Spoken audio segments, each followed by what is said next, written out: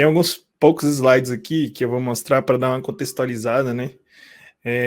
Tentei sair um pouco da caixa, né? Porque a gente vem sempre, enfim, apresentando produtos, né? Soluções. A gente começa num deep dive técnico aí muito grande e acaba que a gente é bombardeado com muita informação técnica, né? Então, meu objetivo aqui vai ser tentar fazer talvez uma não tão densa tecnicamente, onde a gente consiga aí talvez tá compartilhando algumas ideias, tá? Então, assim, eu vou mostrar um pouco de computação física, né, com Arduino, é, e, e, e tentar explicar um pouco de gerenciamento de APIs aí também através dessa brincadeirinha, né?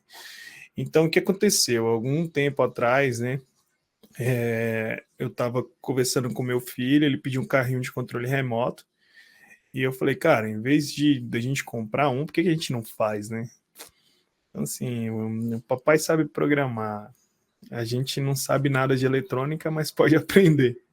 O que você acha da gente construir? Ele ficou super animado, né? E a gente começou a construir juntos. Então eu comprei um chassi DCI que vocês estão vendo. Dá para você montar, né? Ele com, sei lá, um pedaço de papelão e umas rodinhas normais, né? Só que, como era para criança, né? Eu queria que ela tivesse uma estética pelo menos razoável ainda.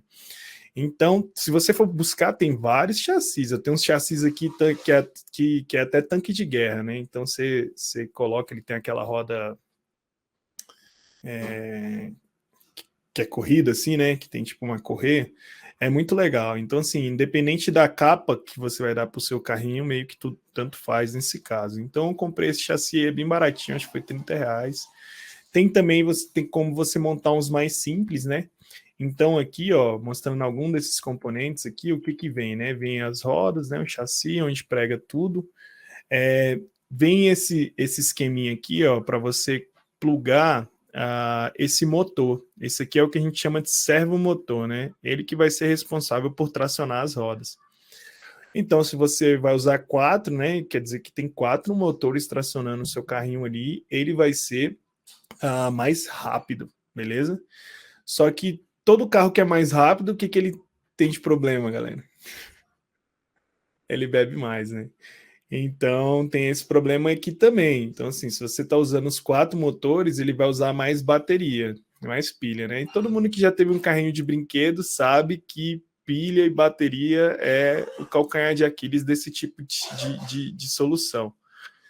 Então aqui não é diferente. Então eu coloquei 4 motores, depois eu até construí um outro com 2 só, porque estava acabando muito rápido a bateria mesmo. Aí, galera, tá vendo que tem esses furinhos aqui ao redor da rodinha? Isso aqui é bem legal, porque tem como você colocar um sensorzinho que ele fica pegando as métricas, ele fica lendo basicamente esses furinhos para capturar as métricas daquela roda ali. E talvez aí usar o Dash Builder aí do William para construir uns gráficos de negócio bem legal. A gente até tinha uma demo há um pouco tempo atrás que mostrava, né, os sensores de temperatura, de velocidade e tal, tudo pego através de dispositivos IoTs, né? Só que como esse eu estou fazendo, porque antes nessas outras a gente acabava fazendo dados simulados, né? Então é muito mais simples, né? Eu ficar simulando que estou coletando um sensor de temperatura, um sensor de velocidade, um sensor de qualquer coisa. Aqui não, tem que. Tô fazendo tudo Unreal, né? Inclusive, nem sei como é que vai ser aqui hoje. Vamos ver, vai ser emocionante. Aqui, ó, esse outro foi o que eu falei para vocês do tanque, né? Então, é o mesmo princípio, ele tem 2 servomotor só, ele traciona essa roda aqui. Então, esse é um chassi aí utilizando 2 motores. Tá. Aí a gente entra num dos componentes principais desse cara, né? Que é o grande cérebro aí que vai estar controlando o nosso robô, né? Eu falo robô, não gosto de falar carrinho, porque tanto faz, né? Que a gente está fazendo um exemplo de um carrinho, mas assim, as possibilidades são infinitas. Então, o que a gente quiser construir aqui, brincar, a gente constrói numa boa. Assim, não, você vai ver que no fim vai mudar a sua lógica. Assim, o que ele está controlando ali meio que não importa. Então, basicamente, você fala, mas eu já vi um Arduino e esse cara aí não é um Arduino, não, né? Realmente, ele não é um Arduino, ele é uma placa baseada no Arduino, né? Ele chama Node MCU, né? na versão 3, né, que é esse ESP8266. Qual que é a diferença desse cara, pessoal? Espera aí, rapidinho.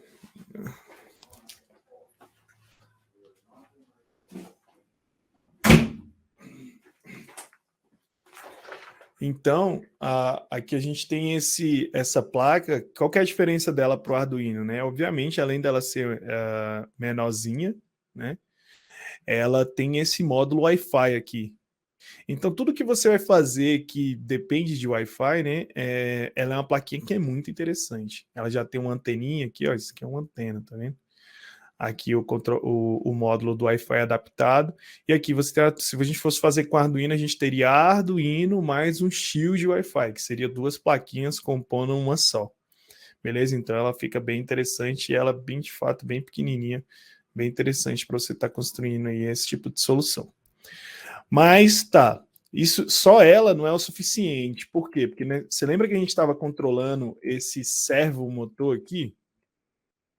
Esse servo motor, para você controlar, né, ele acaba utilizando corrente alta, né? Então, assim, a gente precisa de um servo controle, né? Ou seja, um controlador de um motor mesmo, diria assim. E para isso, você pode comprar lá aquelas placas da Adafruit já, né? Que são com esse propósito. Ou o mais basicão, esse componente aqui ele é bem raiz, tá? Então, assim, ele é o L298N. E ele serve exatamente para esse propósito de estar controlando motores DCs, né? Então ele tem aqui ele recebe 5 volts numa porta que fica vai ficar a saída, né, para o motor 1, aqui para o motor 2. E aqui é mais com as configurações de energia, né? Como que você vai alimentar aqui essa plaquinha. Então tem que ter aqui, ó, 12 volts, aqui um pleno de 5 volts e tudo mais. Então, essa é a estrutura aí do nosso carrinho, né? E como que a gente liga isso tudo, né? Assim, você vai falar, nossa, isso aí para mim não estou entendendo nada, né? Mas não precisa, isso aqui é mais quando você mesmo vai construir o seu, aí você vai entender por que, que tem isso aqui, né? Porque assim, é basicamente um mapinha de onde você tem que conectar cada fio, né? Então você pega isso aqui, vai conectando, vai experimentando e tal. Não tem problema você usar outras portas, mas aí quando você for mapear lá na IDE, você vai perceber que você vai ter que mapear portas diferentes, né? Então é basicamente isso. Aqui a gente tem aquele controlador no motor, beleza? Que é esse carinha aqui, o L298N, onde você liga os dois servos motores, né? No nosso caso, que a gente está ligando 4, né? Mas que não importa muito, eles também são ligados aqui na mesma saída. E a placa Arduino você acaba ligando nessas outras portas aqui da frente, beleza? Então, o que a gente vai fazer aqui hoje com isso, né? A ideia é a gente, obviamente, colocar esse carrinho para funcionar, né? Usando o WebSocket, beleza?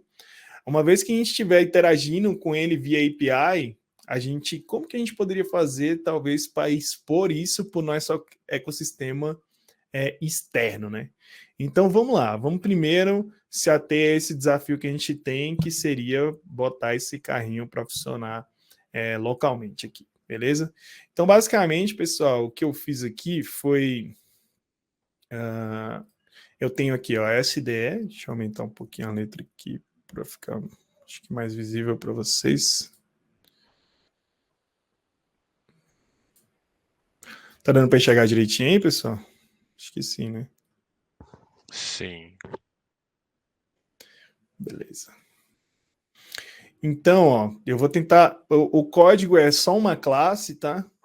Como todo bom programa em C++. Tô zoando, e os programadores de C++ não ficam com raiva não, tá? É só uma piada. Então, assim, basicamente aqui, pessoal, o que eu faço, né? Eu mapeio as portas, né? Aqui estou criando umas variáveis falando onde que está cada uma das portas, né? Então, uma coisa que eu não falei, que eu não mencionei lá do L92N, né? Que é esse motor... Ih, caramba.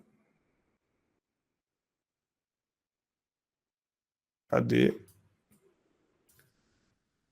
o meu Chrome? Ah, ele foi para full screen. esse motor aqui que eu estava comentando, né, é que ele, além de controlar, né, se o motor vai estar ligado ou desligado, ele também controla a velocidade desse motor, beleza? Então aqui eu falo quais que são as portas que estão controlando a velocidade, e aqui são as portas do motor mesmo, né? Então quais são o motor meu da direita, ele está nos pinos 15 e no pino 13. O motor da esquerda, ele está no pino 2 e no pino 0, beleza? E aí entra a configuração mais de rede mesmo aqui, né? Aqui eu configuro usuário e senha da rede. Aí aqui eu de fato pino, né? Fala assim, ó, esse meu pino, porque ali em cima eu só defini as variáveis, né? Aqui de fato eu tô pinando, né? Eu tô falando, ó, esse pino aqui tá responsável por isso, esse pino tá responsável por isso. Aqui eu faço a configuração de network, né, da Wi-Fi. Então aqui eu faço um loop para enquanto ele não estiver conectado, ele continuar tentando. Então por isso que tem esse loop meio que quase infinito até ele conectar, né? E uma vez que ele conectou, ele vai me dar qual que é meu IP que eu conectei na plaquinha, beleza? E aí tá, aqui começa a brincadeira. Aqui eu já consigo fazer um web server, né? Então aqui eu estou falando que estou escutando um get, né, no barra, que ele vai ter esse método aqui que vai gerenciar quando chegar no barra aqui. Tem um outro método que é o barra list e um outro upload, tá? Eu vou explicar com mais calma o que é cada um desses. Então eu inicio o meu servidor e aí começa a brincadeira, né? Que eu inicio aqui um outro server, que é o server do WebSocket, beleza? E começa a escutar nesse meu WebSocket server. Repara que eu iniciei ele aqui na porta 81, tá vendo? E aí, falando um pouquinho agora da lógica, né, do código, para não ficar passando por ele inteiro, basicamente aqui nessa primeira parte, eu estou recebendo o que me é enviado no WebSocket e estou transformando em JSON, beleza? Aí eu transformo isso em JSON, pego, para quem sentiu falta aí de um ponteirinho, né? Os programadores em Java aí que não vê isso há muito tempo, aqui tem pra caramba.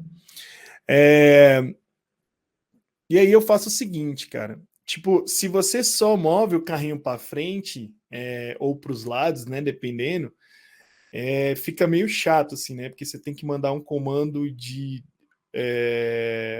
Não, se você fica indo e parando o carrinho, né? Tipo assim, vai um pouquinho para frente e para, vai um pouco para frente e para, vai um pouco para frente e para. Fica meio chato, porque às vezes você não quer ir só um pouquinho para frente, né? Você quer percorrer um percurso maior. Então eu falei, bom, então eu vou fazer um comando específico para parada e sempre que ele mandar ir para frente ou virar, ele vai ficar virando até mandar que pare, beleza? É mais ou menos o que a gente tem quando a gente tem aqueles controles do joystick, né? Sempre que você coloca o joystick para frente, ele está dando um comando. Quando ele volta para o neutro, ele chamaria o stop, né? Que é o ponto neutro dele. Então imagina que o ponto neutro do nosso robô aqui, nesse caso, é o stop, beleza? Tá tudo bem até agora, galera? Tá muito devagar, tá lento, tá rápido. Se não estiver entendendo, fala, beleza? Apesar que eu acho que eu não tô lendo, não tô conseguindo ver o chat, mas o Vinícius vai me avisando. Então, basicamente o que eu fiz aqui foi assim, ó.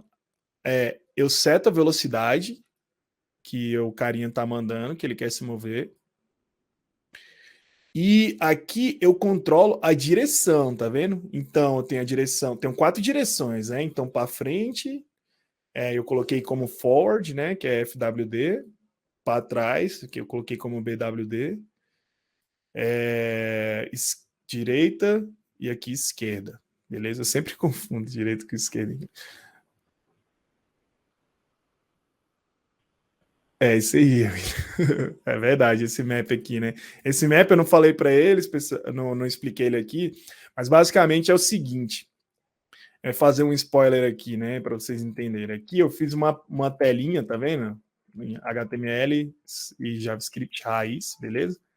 Onde a gente tem os 4 botões, né, as ações, e aqui o controle da velocidade. Aí aqui, você está vendo que ele vai de 0 a 100, né? Só que o que acontece? Aqui no meu código, essa minha aquele meu módulo controlador, ele não vai de 0 a 100, ele vai de 0 a 255. Então, basicamente, o que eu estou falando assim, ó, eu estou utilizando uma escala de 0 a 100, mas eu quero que você transforme isso numa escala de 0 a 255. Isso é muito lindo, né? E aí ele já volta o valor correspondente nessa outra escala aqui. Então, isso é bem, eu achei bem legal também. Então, aí eu fiz cada uma dessas funções. Passar aqui na função rapidinho, mas basicamente o movimento é só você ir mandando um sinal alto, né, e um sinal baixo. Então, por exemplo, para ir para trás, não, deixa eu colocar mais aqui, pode ser, né? Para ir para trás, eu mando numa porta que eu quero um sinal alto, numa outra porta que eu quero um sinal baixo. Um sinal alto, sinal baixo. E todas as rodas vão começar a andar para trás. Então, basicamente, você tem que entender como que o motor servo funciona, e aí você vai só mapeando através desses sinais alto e baixo, né? Que seria basicamente ligado e desligado. E com isso, ele vai começar a se mover na direção que você quer. O movimento à direita e à esquerda tem duas formas de você fazer ele, né?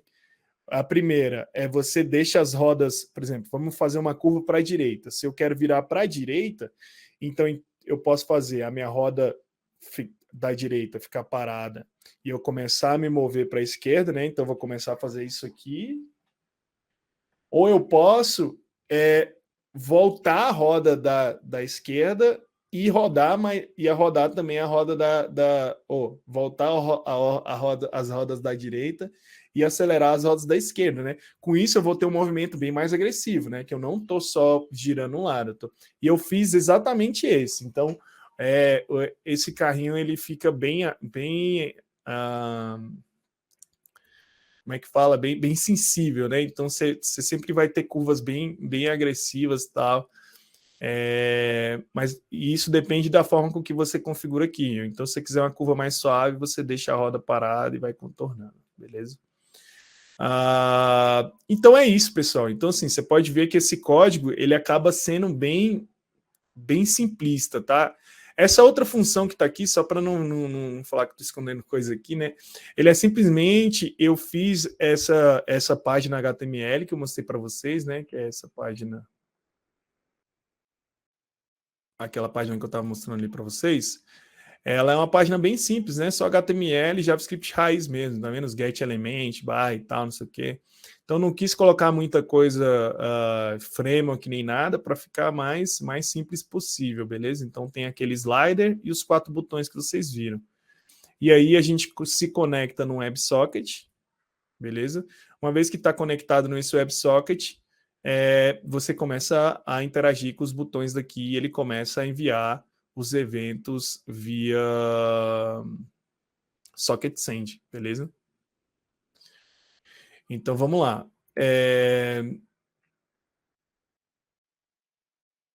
Interagindo aqui, agora vou mudar um pouco a minha câmera aqui, né? Eu falei que a parte mais difícil dessa demo aqui é você conseguir mostrar as coisas. Então aqui, pessoal, tá o carrinho, né?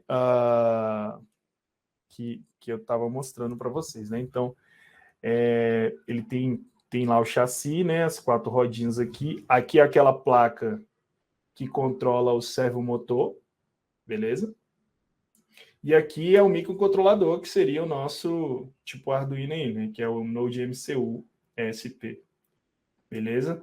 Então você pode ver que tem um cabo indo para o meu computador ali, ó, beleza? Que está mandando as informações para a placa aqui. Eu não deixei nem colado aqui, né? Para conseguir mostrar qualquer coisa se alguém quiser ver mais detalhes da placa solta e tal. E aqui embaixo tem os servos motores, né? Por que eu deixei ele suspenso, né? Acho que é meio lógico, né? Se eu deixasse o carrinho solto aqui, ele ia ficar se movendo. Se eu não estou conseguindo mostrar ele nem parado aqui, imagina o bicho andando na casa. Então, deixa eu botar ele mais em cima aqui. Não sei se vai ficar longe, mas vai me avisando aí, beleza? Ai, caramba.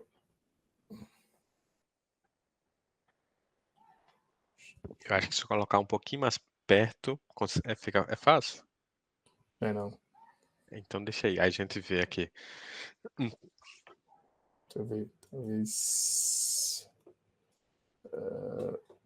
Mais assim. Pera aí, galera. Essa parte aqui não é ensaiada, não. Isso aqui é um improviso do improviso. Ai, meu Deus. Isso é mais difícil do que eu pensei que fosse. Fica mais assim.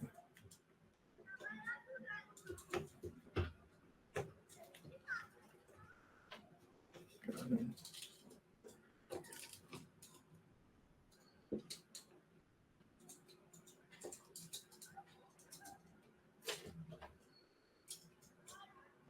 Aí, acho que dá para ver. Quer dizer, dá para ver? Vocês acham que dá para ver?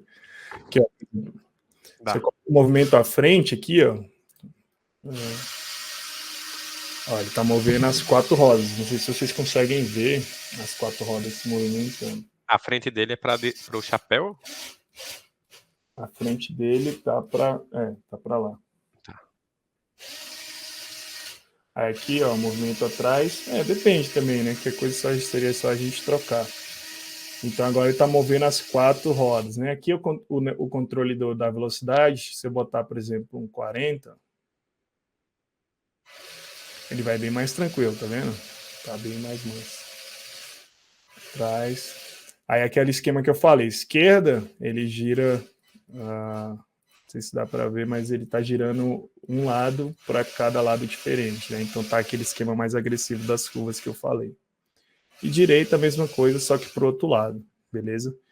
Então é isso. O que eu notei aqui também é que chega uma hora que se a gente diminuir muito a velocidade, ó, tá vendo que ele tá bem lento agora. Eu acho que abaixo de 30% ele nem tem mais força para girar o motor.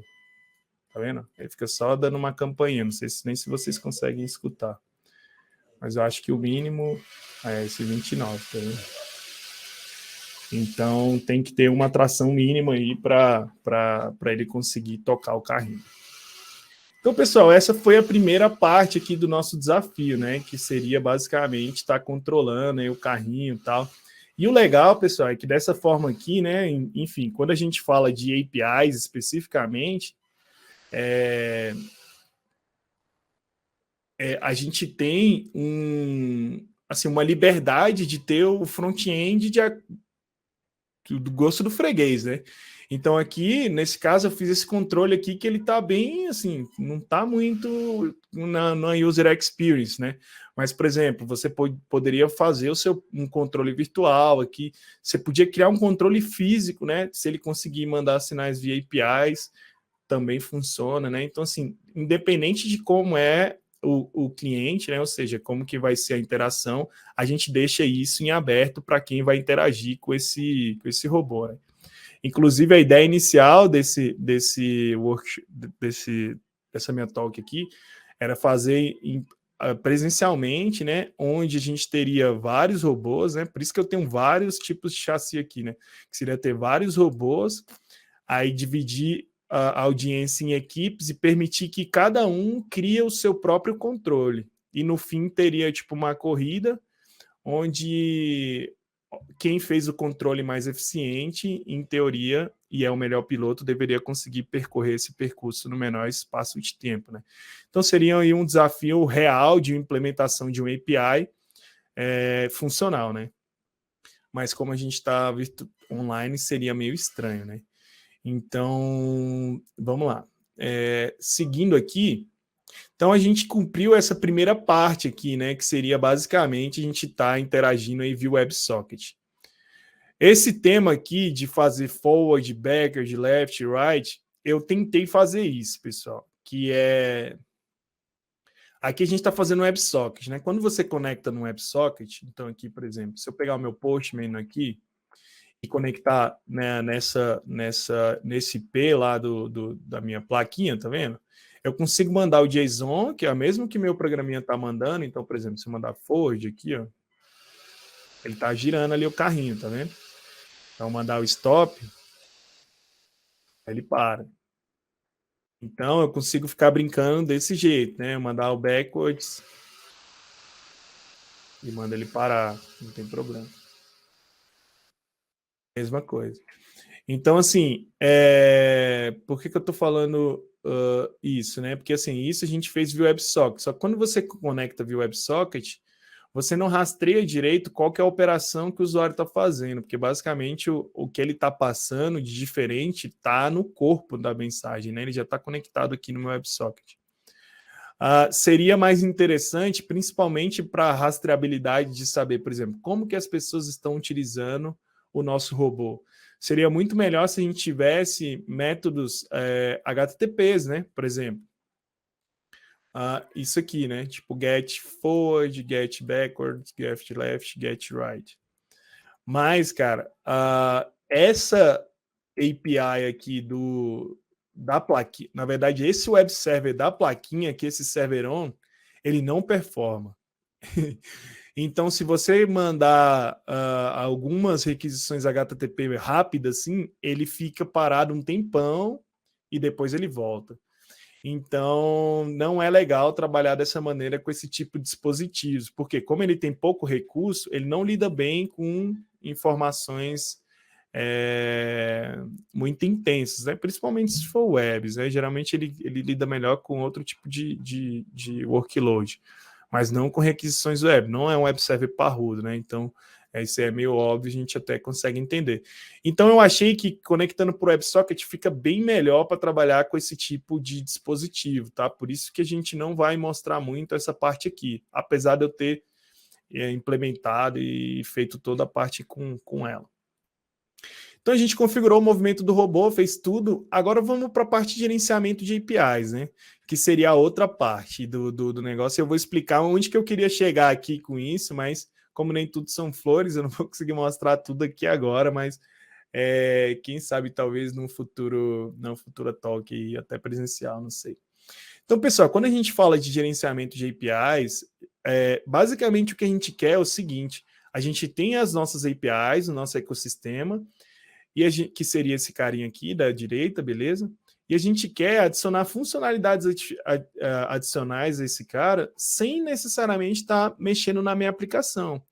E aqui é muito interessante, por quê? Porque assim, eu tenho um dispositivo IoT, né? Então, assim, eu não tenho tanta flexibilidade programando ele.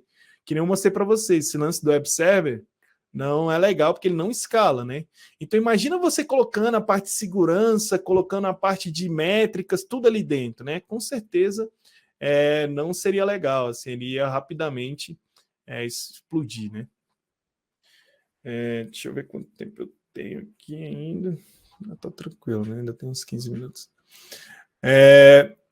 Então, basicamente, o que a gente faz é colocar um gateway na frente, que seria esse cara aqui, e o cliente, quando ele vai fazer chamadas, ele passa por esse gateway, em vez de estar chamando a aplicação direto. E através desse gateway, a gente consegue sim, esse gateway sim, é um gateway de alta performance, onde a gente consegue escalar, onde a gente consegue, né, tá fazendo aí um monte de coisa interessante a partir de uma interface gráfica, inclusive, né, que seria esse cara aqui. Então, aqui a gente tem a interface de administração, onde ela interage com o gateway, que permite a gente fazer todas essas configurações de segurança, né? Quero adicionar segurança, eu quero permitir com que uma pessoa externa da minha empresa, sei lá, do meu ecossistema, pode consumir essas APIs e interagir com o meu carrinho, né? Então, aqui no nosso caso, né? Quem é o cliente, né? Vai ser o controle do nosso carrinho e a API vai ser o nosso Node MCU, né? Que seria o robô propriamente dito. Aí o gateway e o Triscale vai ser exatamente o que a gente vai configurar agora, tá, pessoal? Aí esse Developer Portal aqui eu vou mostrar no fim qual que é a ideia por trás para falar assim, beleza, agora eu tenho tudo configurado. Como que eu faço para as pessoas poderem usar isso, né? Porque no fim aqui eu queria que vocês conseguissem controlar o carrinho aqui aí da casa de vocês, sacou? Então a ideia é usar esse portal exatamente para isso. Então aqui essa ia ser a segunda parte, só que eu não consegui, sendo bem sincero, não consegui terminar essa parte, né? Então eu queria basicamente capturar essas informações aqui com a aplicação utilizando o Camel com Quarkus, né? Capturar essas informações, estatísticas e tudo mais, armazenar isso no Kafka e aí sim usar essas informações lá no Kafka para estar plotando isso de uma maneira muito mais interessante, né? E talvez até usando o que o William acabou de falar para vocês, né? Então, queria mostrar várias estatísticas legais aí, não só de consumo da API, mas também do próprio uso do carrinho, né? Para você saber exatamente como que os seus dispositivos IoT estão sendo utilizados, ou como os seus robôs, né, estão sendo utilizados, por quem, com qual frequência e tudo mais. Beleza. Acabou aqui essa parte de slide, agora é só demonstração técnica mesmo. Então, pessoal, o que eu fiz aqui, né? Eu criei uma API aqui no Triscale, né? Então, Triscale é a ferramenta de API Management da Red Hat. Então, eu criei esse IoT Robot WS aqui, que basicamente esse cara, ele aponta aqui para o IP do meu serviço, né? Então, eu subi aqui a plaquinha na minha rede local, beleza? E ela subiu com esse IP. Aí você falou, Rodrigo, mas esse Triscale aqui, por exemplo, né, ele é um serviço SaaS. Como que ele está acessando algo que está na sua máquina local, né? Aí que entra um papo que eu acho muito interessante, que é o seguinte: se a gente for voltar aqui nesse desenho, nesse caso aqui, ó, eu vou ter o seguinte: esse cara aqui, ele está aqui, ó, esse cara aqui está na cloud pública.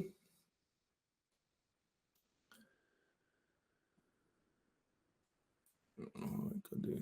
Putz, eu não consigo deixar ele para frente, né? Tá bom, deixa eu criar um texto aqui mais fácil. Esse cara aqui está na cloud. Esse cara aqui está na minha máquina. Esse cara aqui está na minha máquina. E esse cara aqui está na minha máquina. Tá tudo na minha máquina. Então, o que acontece? Como que esse cara aqui, que está lá na cloud, consegue falar com essas aplicações que estão dentro da minha máquina aqui, né? Porque esse gateway aqui, ele é flexível, pessoal. Eu consigo, esse gateway aqui, ele é um gateway baseado no Nginx, eu consigo colocar ele o mais próximo possível da minha aplicação final. Qual que é o objetivo disso? Ter o mínimo de latência possível. Ou seja, quando a gente fala de latência, a gente está falando de performance, né? Então, ter a máxima latência possível aí para estar interagindo com as minhas aplicações. Então, nesse caso aqui, eu coloquei um gateway aqui na minha máquina, ele está rodando aqui, ó, como instância do Docker, tá vendo? Então, basicamente, eu vim aqui e rodei esse Docker Run aqui. Ó. Vou aumentar aqui para vocês verem. Aqui. Meio poluído, né? Mas eu acho que dá para ver. Docker Run e é o nome da imagem, beleza? Então, eu rodei ele aqui da minha máquina, aí ele consegue, como ele está rodando local, ele consegue ter acesso a qualquer coisa que esteja local aqui na minha máquina, beleza? Então, isso é muito interessante. Então, não necessariamente, se você tiver um Triscale que está na nuvem, ele precisa estar falando com sua aplicação que está na nuvem. Ele pode falar tanto com sua aplicação que está on-premise, quanto sua aplicação que está numa rede privada, quanto numa aplicação que estiver lá na rede pública. Então, foi o que eu fiz aqui, tá? Então, te dá uma acelerada aqui, que senão a gente não termina. Aí, basicamente, eu fiz a configuração desse gateway. Aqui no portal do Triscale, eu fiz essa configuração e criei um produto que, de fato, é minha API. Que é esse cara aqui, ó. Aí eu falei assim, ó, esse cara vai estar usando aquele meu back-end que foi definido, né? Esse Robot API aqui era ele no mesmo formato só que no formato de HTTP REST, né? Aí tinha aquele forward, backward e tal, mas não foi para frente isso por conta de performance, então tá aqui mesmo só para exemplo. E aqui as configurações do gateway, tá? Para permitir que vocês interajam com essa aplicação, quem quiser, né? Eu usei o ngrok simplesmente para expor isso no endereço público, tá? Esse IP aqui da 8080 da minha máquina. Então, seria isso e utilizando um usuário, né? Aí você fala, Rodrigo, mas como então que eu conseguiria conseguir consumir esse serviço aí? Aí que entra, pessoal, aquela história do portal desenvolvedor, né? Então, assim, você viria aqui em triscale.net, rramalho.triscale.net. Eu fiz um portalzinho aqui, tá vendo? Então, toda ferramenta de API Management, pessoal, ele tem um conceito de Developer Portal, né? Que é esse portal, tá vendo? Esse Developer Portal, ele é um CMS, tá vendo? Que permite você estar customizando páginas, colocando imagens e tal. E ele já vem com um monte de coisa já pronta para você só tá conseguindo expor suas APIs ali de maneira bem rápida. Então, bem-vindo à aventura com robô. Qual tipo de carrinho você quer? Você quer com 2 rodas, com 4 rodas? Você quer um tanque, né, e tal? Então, você viria aqui, se inscreveria nesse cara. Se você não tem registro, você faria, né, e tal. E aí, deixa eu pegar uma aqui que não tá, já tá logado, para não precisar ficar logando. E aí, qual que é o ponto? Que uma vez que eu tô logado, eu posso autenticar com o meu GitHub aqui. Uma vez que eu estou logado, eu posso criar aplicações, tá vendo? Eu posso vir aqui, criar minha aplicação. Eu posso não só. Eu posso ver, obviamente, qual que é a documentação da minha API, né? Esse IoT Robot aqui. Então, como que eu interajo com ela, né? Tem aqui como que eu interajo, uns exemplos, eu posso usar minha chave e tal. E quando você criar a sua aplicação, vai ser gerada uma chave para ela, né? Então, então eu uso essa chave aqui, e essa chave vai ser enviado como user key, que é um parâmetro para você se autenticar. Então, por exemplo, voltando aqui no nosso exemplo com Postman, se eu me conectar nesse web service lá, ó,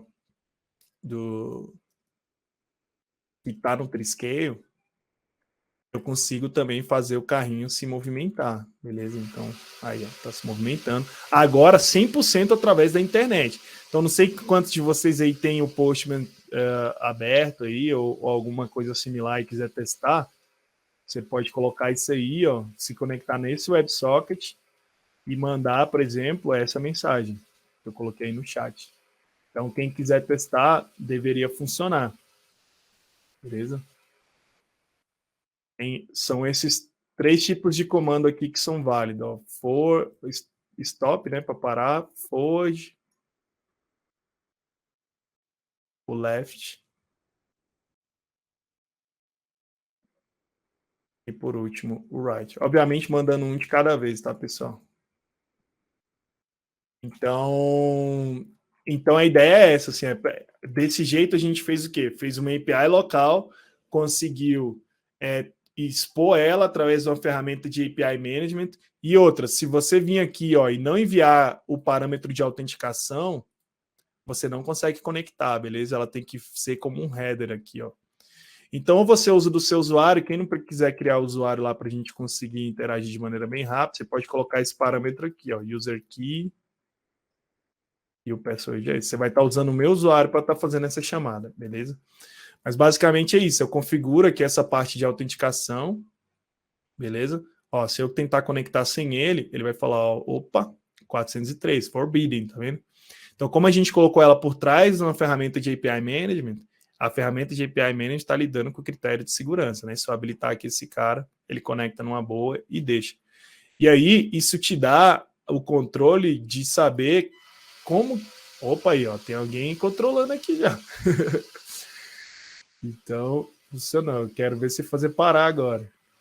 Aí, ó, tá indo pro outro lado. Mas... Então, aqui, ó...